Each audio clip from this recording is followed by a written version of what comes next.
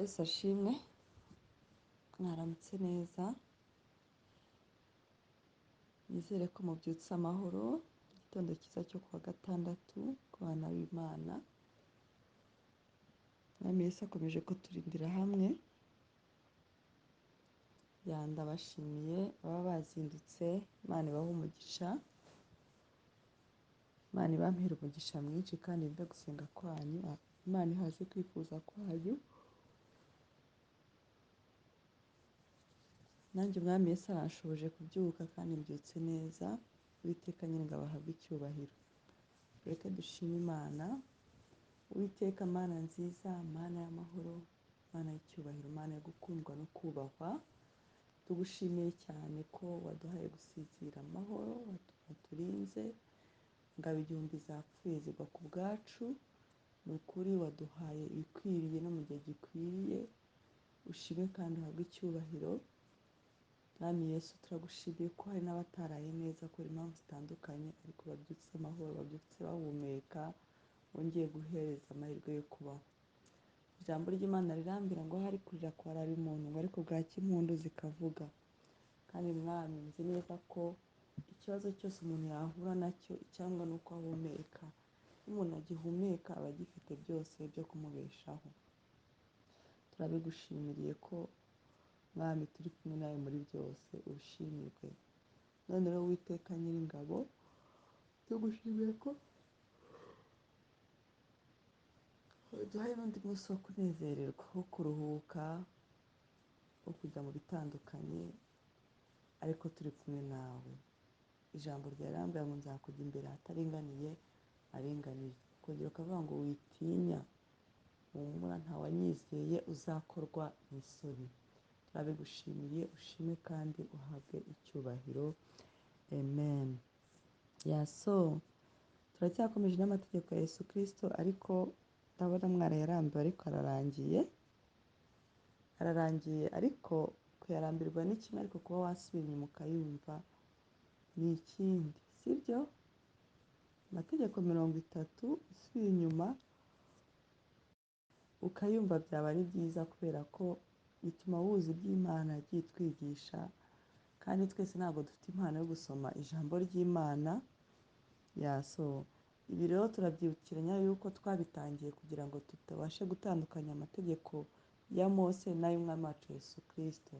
Kandi mwarayumvishe ni amategeko y'amahoro. Nta hantu hamwe havuga ngo nutabigira gutya uzamera gutya. Ariko hari ahantu Yesu ejo yavuze ngo, niba twarahasomye ejo, niba ari ejo bundi, ngo gukiranuka kwayo ni kutaruta uko abanditsi, ngo ndababwiza ukuri yuko mutazinjira ubwami bw'Imana. Ariko nabyo ntibigoye, kuko abanditsi ntabwo bari bafite Yesu Kristo, ntabwo bari baramwakiriye. Ariko twebwe tuyatangira twabwiye abantu ko umuntu wese wakiriye Yesu Kristo umwami n'umukiza, amategeko ya Yesu amubera umunyenga, kuko niwe uyikorera, ni nawe mugwaneza, niwe byose tubishyira. Nibyo biratuvuna, ariko burya tutari kumwe nawe byatuvuna kurushaho, sibyo? Mu byahishuwe haravuga ngo hanze hazaba imbwa n'abarozi. Ni ukuvuga ngo hanze ya Kristo hazaba imbwa n'abarozi, nta buzima buzahaba. Nyuma ya Kristo nta buzima buhari. Nyuma ya Kristo nta buzima buhari, ni ubuzima bwo kwicira inzira, ni ubuzima bwo guhangayika, ni ubuzima bwo guhagarika imitima, ni ubuzima budafite icyizere. Simvuga ko abafite Kristo badahura nabyo, duhura nabyo kenshi, ariko umwuka bari kutubwira ati muhumure turi kumwe, ni ibintu bitambuka, ni une passage. Ndabashimira ko mwabyutse, tugiye gusengana, tugiye kuvuga ku kintu gito ariko gifite Bibiliya yose. Turavuga ku ijambo ryitwa ngo umubatizo w'umwuka wera, kugira umubatizo w'umwuka wera. Ubwo nabyo biri mu byo Yesu Kristo yadusigiye. Ubundi umwuka wera buri gihe aza ahantu hadafite ubuzima, hadafite ishusho. Umwuka wera tumubona henshi cyane muri Bibiliya, kandi tukabona n'abantu bose bagiye bagira umwuka wera ko bagiye baba abantu b'intwari, bagiye abantu bakora ibidasanzwe. Yesu rero yaravuze ngo niba amaze kubyo gusaba no guhabwa, ariko aravuga ngo umwami Imana azima umwuka wera abawumusaba. Bivuga ngo umwuka wera niba utamufite uramusaba, kuko hari abantu bakira Yesu Kristo n'umukiza bakagira umwuka wera bisanzwe. Hari n'abakira Yesu Kristo umwami n'umukiza bagahita bagira umubatizo w'umwuka wera. Hari n'abamara kubatizwa, abantu benshi babatijwe bahita bakira umubatizo w'umwuka wera bavuye mu mazi menshi, bahita bagira umubatizo w'umwuka wera.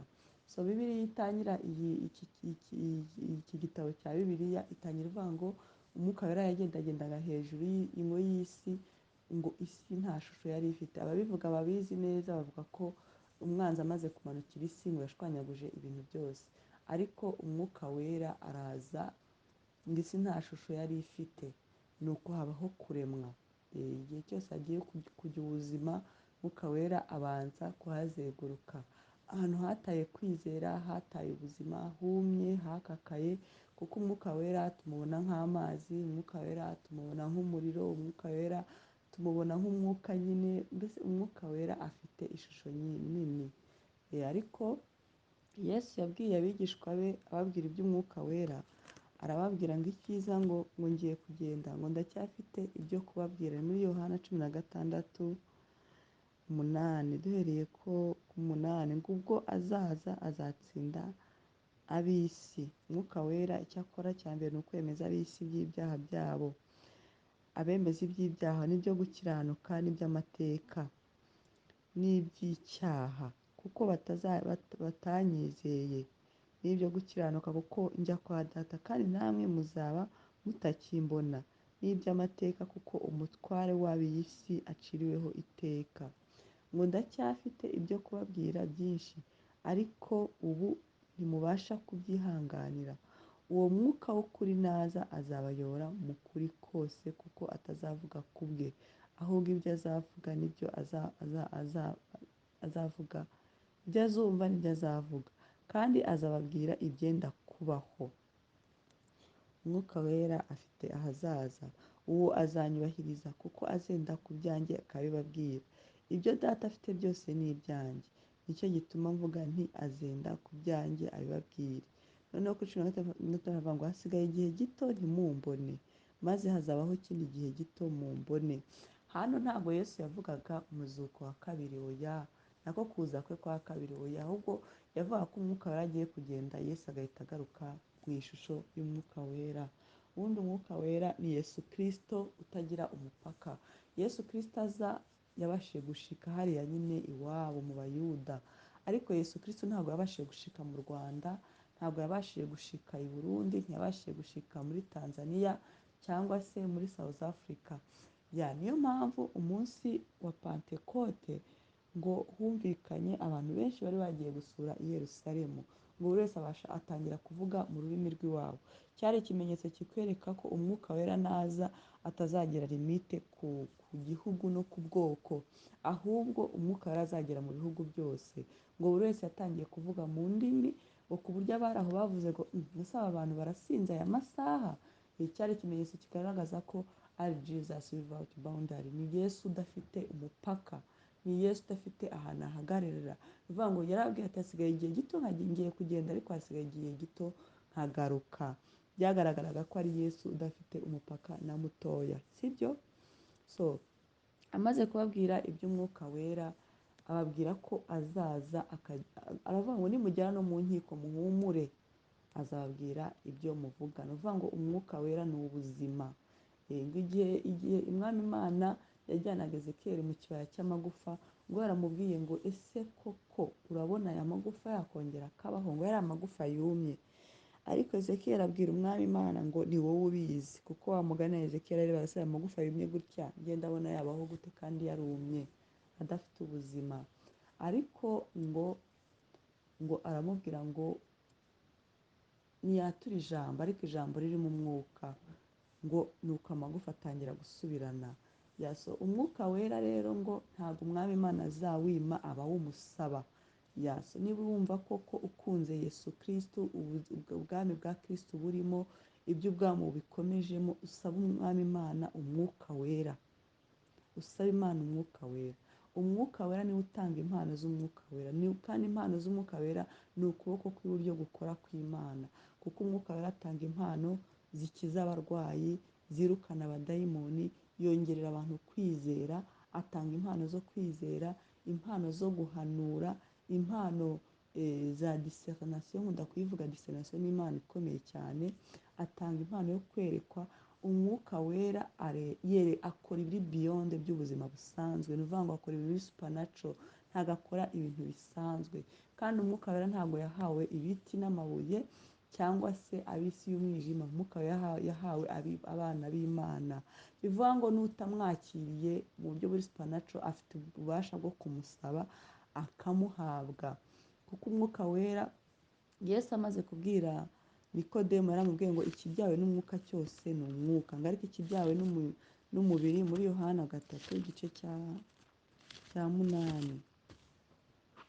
Yesu ari kubwira ngo, Yesu aramusubiza ati ni ukuri ndakubwira yuko umuntu utabyawe n'amazi n'umwuka atabasha kwinjira mu bwami bw'Imana. Ikibyarwa n'umubiri nacyo ni umubiri. Ni ukuvuga ngo umuntu udafite umwuka wera ni umubiri wuzuye. Ngo n'ikibyarwa n'umwuka nacyo ni umwuka. Ko biravuga ngo abana b'Imana bayoborwa n'umwuka, kuko n'Imana yacu ni umwuka, dusa n'Imana mu mwuka. Abanyamwuka ibi ngibi mvuga barabyumva, ariko nawe niba ufite inyota yo kumenya iby'umwuka wera, ubisaba umwami Imana arabiguha. Ntabwo yimana umwuka wera. Ngo witangazwa nuko nkubwiye yuko bikwiriye kubyarwa ubwa kabiri. Umuyaga uhuha aho ushaka, ukumva guhuha kwayo. Urumva ariko ntumenya aho uva cyangwa aho ujya. Niko uwabyawe n'umwuka wese amera. Uko umuyaga uhuha utamenya aho ujyana abantu, niko n'umwuka wera amera. Gusa umwuka wera ugira organization aho wakujyana hose haba hari aho umumaro. Abantu bose muzasanga muri isi bakoze iby'ubutwari ni abantu bayobowe n'umwuka wera. Ni abantu bavuga ngo twumvishe ijwi rivuga, twagiye kubona tubona bino bibaye gutya, twagiye kubona twumva dukoreshejwe iby'ubutwari.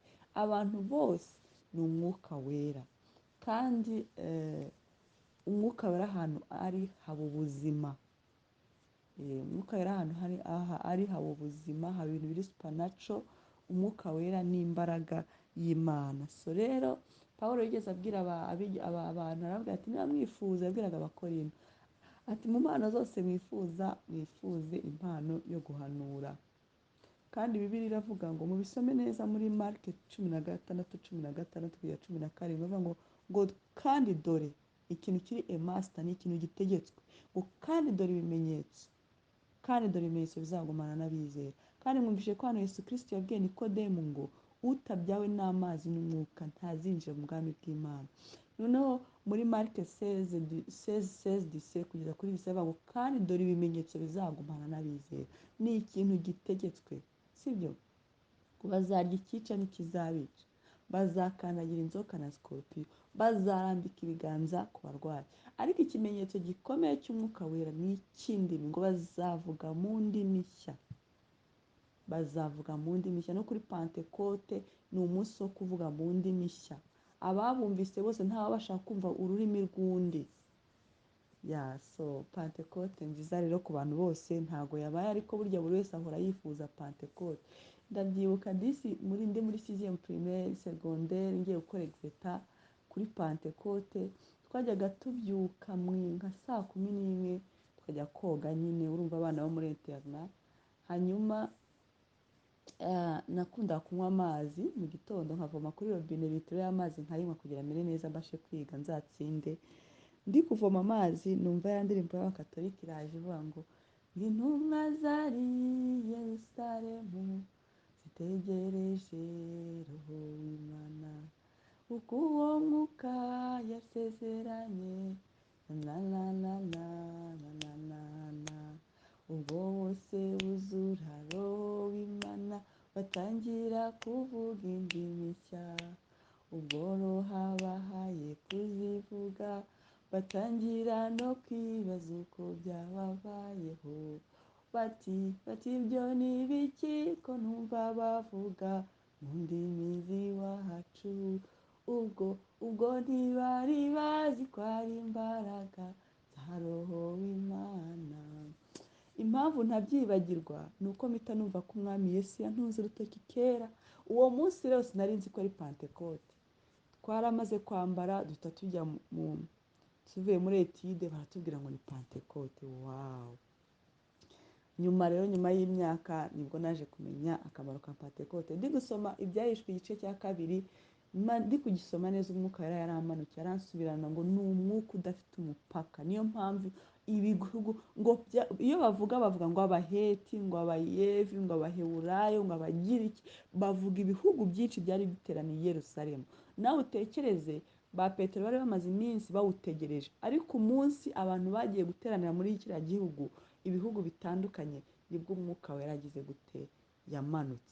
Ni ukuvuga ngo cyari ikimenyetso kigaragaza ko umwuka wera atazaguma muri Yerusalemu gusa, azaguma no muri buno bwoko bwose bwari bwagiye. Kandi kuko twarabibonye, umwuka wera yagendereye abagabo 12, none isi yose yuzuye iby'imbaraga z'ubwami bwa Yesu Kristo. So rero nyoterwa, usaba Imana iguhe umwuka wera.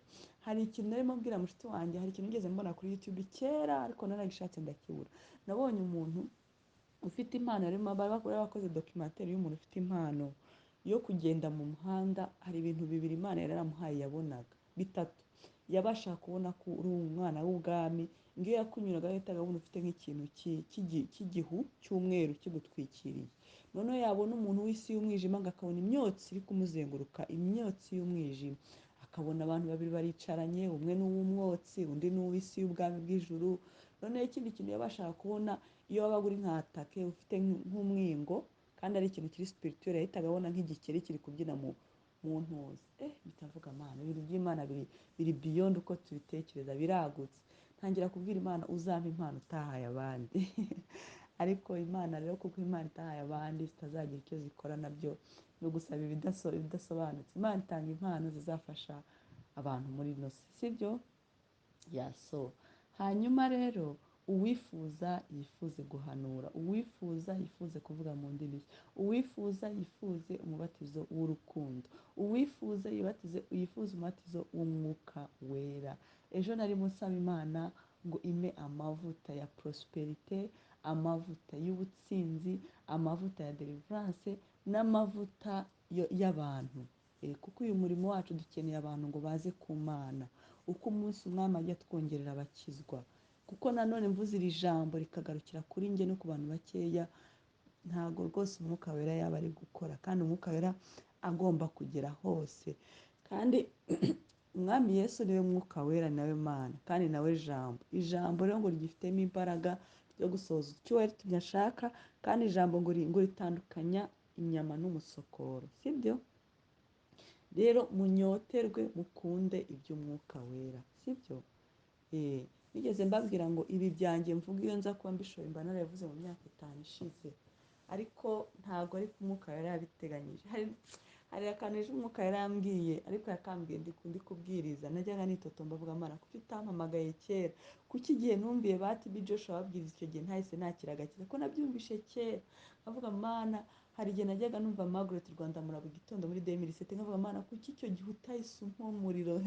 Urumva? Ariko umwuka yarambwiye ati, se Petero namuhamagaye afite imyaka ingahe? Petero yari umusaza, ariko namugize urutare nubakaho. Umwuka w'Imana arambwira ati, humura. 2022 yajyaga akunda kumbwira ndyamye nijoro ngo nzakubakaho urutare. Kuri urwo rutare niho nzubaka inzu yanjye. So n'aba Petero Imana yabubatseho urutare bakuze. Humura rero. Arongera arambwira ngo hari ukuntu ngenda nganira nawe mu muhanda ari kugenda, ndamubwira, Mana, none se ni ikihe kimenyetso kigaragaza ko turi kumwe? Ni ikihe kimenyetso? Kuko buriya hari igihe utangira kwibaza, se iyi Mana turi kumwe? Umwuka wera arambwira ngo genda uko imbaraga zawe zingana. Arambwira ngo na Gideyoni yasabaga ikimenyetso, ngo kuko hari hashize imyaka myinshi ngo isanduku y'Abisiraheli yaragiye, ngo Abisiraheli barihebye ko umwami Imana yabataye, ngo ariko igihe cyarageze Imana ihagurutsa intwari nka Gideyoni, ngo haguruka uko imbaraga zawe ziri. Ni nkaho yambwiraga, Ange, wibonamo imbaraga nkeya, wibonamo ko udashoboye, ariko haguruka uko imbaraga zawe zingana. Nawe uri piyoniya w'umuryango wawe. Kandi ndagira ngo bamenyeshe abantu bari kuri no groupe, ntago muri ho babiri muvukana, uri hano wenyine, ni wowe piyoniya, ni wowe rutari Imana ishaka kubakaho ijambo ryayo mu muryango wanyu, ni wowe Imana ishaka gusukamo amazi y'ubugingo agatemba akagera ku bavandimwe no ku miryango ndetse n'abandi bose. Rero ntubifate for granted, bifate nk'ibintu by'umumaro. Utangire ubwira Imana ngo umwuka wera, utangire ufate ijambo ry'Imana, utangire kwiyiriza, utangire kumva ushaka ibintu biri supanaco. Iyo ushaka umwuka wera ntabwo uryama, ntabwo wicara. Ndabakunda. Uwiteka Nyiringabo akomeze abiteho, abagirire neza, kandi imigezi y'amazi y'ubugingo izatemba iva mu mitima yacu, itembe igere mu mibiri, itembe igere no hanze, igere no ku bandi. Icyanditswe cya mbere umwuka w'Imana yampaye atangira kunyigisha, yambwiye ngo kuko ku bakunda Imana bifatanyiriza hamwe kutuzanira ibyiza, ngo haba ibibi haba n'ibyiza. Umwuka w'Imana arambaza kuko ukunda kubwira abantu icyo cyanditswe, uzi icyo kivuga? Nahise nikanga, ndamubwira ndabizi nyine, sinzi ko iyo umugore atwita akababara, mu gutwita kwe ageraho agatangira ageraho akabyara umwana mwiza, akanezerwa yuko ni nka jani y'umugore utwite. Arambwira ati nibyo, atari hanyuma iyo ibyiza byo bizana ibyiza ryari. Aho none nahise menya ko icyanditswe ntari nkizi. Umwuka yararansobanurira, arambwira ngo iyo umuntu afite ubwiza bw'Imana aba mwiza, buri wese agashaka umusoromaho imbuto, aba urumuri, aho ageze abantu bose baramurikirwa, aho ageze ibyiza, ni ukuvuga ngo ibyiza byabyaye ibyiza, ni ubuntu bugeretse ku bundi. Urugero avuga ngo umusaza ufite ubwenge, umuntu ufite ubwenge bw'Imana amenya kuganira n'abasaza, amenya kuganira n'abato, amenya kuganira n'impinja, amenya kuganira n'abamama n'abapapa, aba afite ibyo gutanga. Ni ukuvuga ngo umuntu ufite ubwiza bw'Imana afite byose. Murarikire, narababwiye ngo mukunde Yesu Kristo, ariko noneho mugereke no gukunda umwuka wera, sibyo? Mugereke no gukunda iki? Umwuka wera. Umwuka wera afite byose. Umwuka wera atanga ubwenge. Murebe mu mpano z'umwuka wera, Abakorinto ba mbere uhereye ku igice cya 12 uhereye ku 8 umanuke ugere mu bice 29. Harimo impano z'umwuka wera: umwuka w'ubwenge, umwuka wo kumenya, umwuka wo kwizera, wo gusengera abarwayi, wo guhanura, wo kwerekwa, uwo kurobanura imyuka, uwo gusobanura indimi, inzandiko. Hasi hakaba uwo gufasha n'uwa governance, wo kuyobora, wo gutwara. Murarikire rero kumenya ibyo umwuka wera. Kandi nagira ngo mbamenyeshe ngo ni ukuri utabyawe n'umwuka n'amazi, uwo nguwo rwose ubwami bw'ijuru ntabwo ari ubwe. Umuntu rero ndagira ngo mbamenyeshe ngo nutabasha kubaho mu bwami bwa Kristo muri iyi si, no mu bwami bwa Kristo buzaza ntabwo uzabubamo. Ndabakunda, mugire umunsi mwiza.